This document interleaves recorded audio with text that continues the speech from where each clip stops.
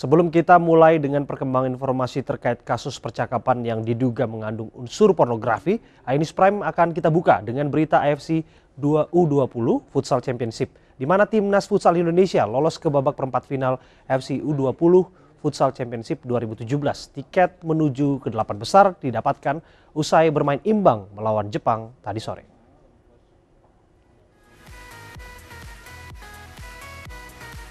Pada laga yang berlangsung di Pomark, Bangkok, Thailand, Indonesia sebenarnya sudah unggul terlebih dahulu lewat gol Samuel Eko di menit ke-9. Namun Jepang mengembalikan keadaan lewat 2 gol beruntun di menit ke-13 dan ke-14 yang dicetak Jie Yamada dan Sokei Okada, serta 1 gol tambahan dari Kazuya Shimizu di babak kedua. Dalam posisi tertinggal, Indonesia lagi-lagi menerapkan power play di menit-menit akhir. Strategi ini kemudian berhasil menciptakan 2 gol penyama kedudukan yang dicetak oleh Samuel Eko. Skor 3-3 pun menutup laga. Hasil ini praktis membuat Indonesia berada di puncak klasmen dengan poin 8 dari 4 pertandingan dan dipastikan akan lolos ke perempat final.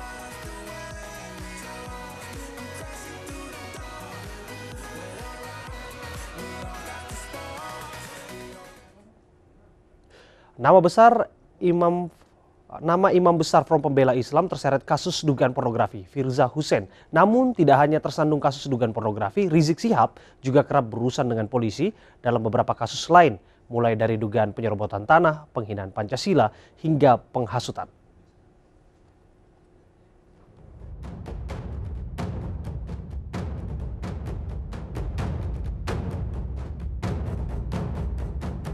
Imam Besar Front Pembela Islam Rizik Syihab hingga kini belum bersedia memenuhi panggilan penyidik Polda Metro Jaya terkait kasus dugaan chat pornografi dengan Firza Hussein. Menurut kuasa hukum Rizik, Kapitra Ampera, kliennya saat ini berada di Arab Saudi dan akan kembali setelah Hari Raya Idul Fitri.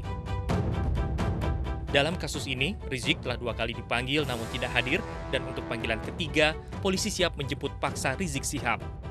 Panggilan pertama dilayangkan polisi pada tanggal 25 April. Namun Rizik tidak datang karena ada agenda lain yang tidak bisa ditinggalkannya. Polisi kemudian melayangkan panggilan kedua pada tanggal 10 Mei silam, namun Rizik kembali tak datang dengan alasan menyelesaikan disertasinya di Malaysia dan menunaikan ibadah umroh di Arab Saudi. Kapitra membantah kliennya terlibat kasus chat pornografi dengan Firza Hussein.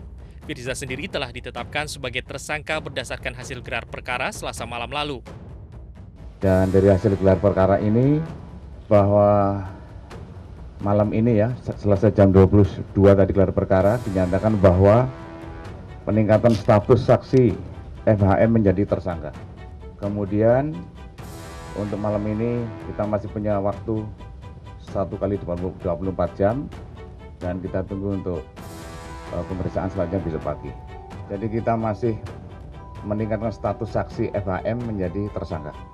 2 alat bukti yang cukup ya, itu ada ya. Ada laporan polisi, keterangan saksi, keterangan barang bukti, keterangan ahli ya. Tim Inafis Mabes Polri menyatakan foto-foto telanjang Firza adalah asli, bukan rekayasa. Ini kami menjelaskan bahwa hasil pemeriksaan mengenai identifikasi wajah baik menggunakan sistem yang berbasis algoritma biometrik wajah maupun hasil analisa kami beserta tim, yang mana dari pengamatan secara mendetail disimpulkan bahwa foto yang diserahkan penyidik untuk diperiksa di tim Pusinafis Barreskrim Polri adalah asli dan bukan rekayasa. Namun tim kuasa hukum Firza Hussein membantah keterangan polisi.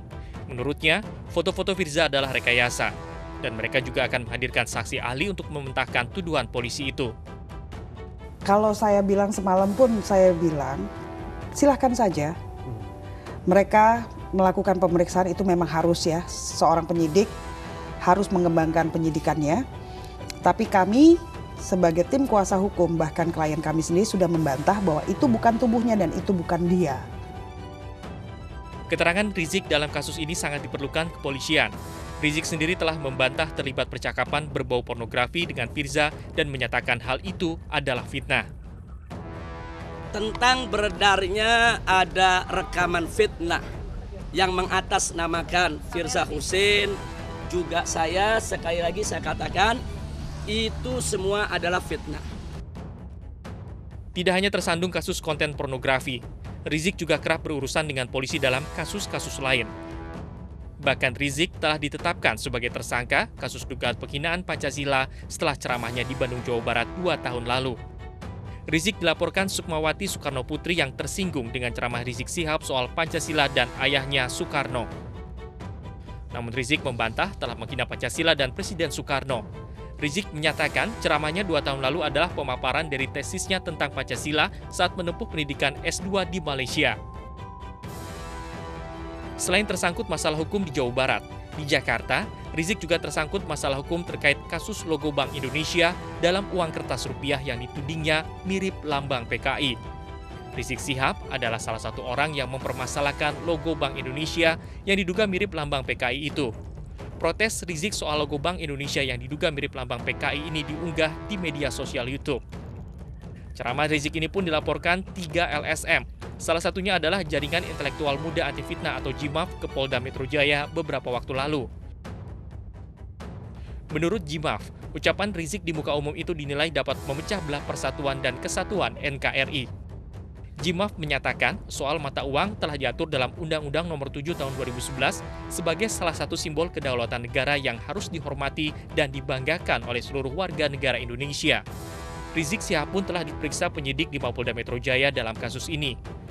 Penyidik mencecar Rizik dengan 12 pertanyaan, salah satunya terkait rekaman video ceramah Rizik. Sejak tahun lalu hingga saat ini setidaknya sudah 11 kali Rizik dilaporkan warga maupun LSM, mulai dari dugaan penyerobotan tanah, penghinaan, hingga dugaan penghasutan. Di awal tahun 2017, Rizik 6 kali dilaporkan warga terkait beberapa kasus, yaitu kasus dugaan penyerobotan tanah di kawasan Megamendung, Bogor, Jawa Barat, kasus dugaan pelecehan agama lain, penghinaan Pancasila dan tuduhan penghasutan terkait kritikannya terhadap logo Bank Indonesia dalam uang rupiah desain baru. Sedangkan di akhir tahun 2016, Rizik 5 kali dilaporkan warga dalam kasus dugaan penistaan terhadap agama lain, penghinaan Pancasila, dan penghinaan terhadap budaya Sunda. Tim Liputan MNC Media memberitakan.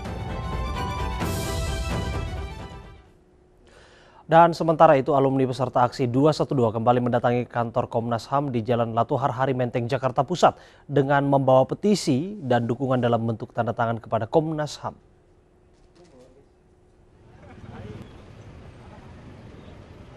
Aksi yang dipimpin oleh Ketua Presidium Alumni 212, Ustadz Ansufri Idrus Sambo ini diawali dengan penandatanganan petisi dan pembubuhan tanda tangan di atas kain oleh ribuan alumni 212 di halaman Masjid Sunda Kelapa, Menteng, Jakarta Pusat.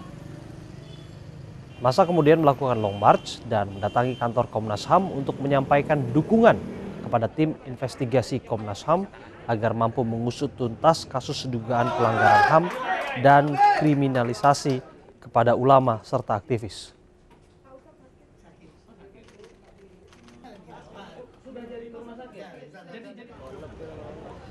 Jumat pekan lalu, alumni Bela Islam 212 juga mendatangi Komnas HAM dan menandatangani petisi mendukung Komnas HAM di halaman parkir Komnas HAM Jakarta. Penandatanganan petisi di atas kain sepanjang 1 km di halaman parkir Komnas HAM Jakarta ini merupakan dukungan dan juga pelaporan kepada petugas yang diduga melakukan kriminalisasi terhadap ulama dan aktivis yang diteror dan dipenjara. Komnas HAM pun berjanji akan menemui seluruh korban kriminalisasi untuk mendalami kasus tersebut. Jangan pilih 2019. Gak bisa. Ini Mas tolong. Pakan kemarin kupakan. Sudah dijual.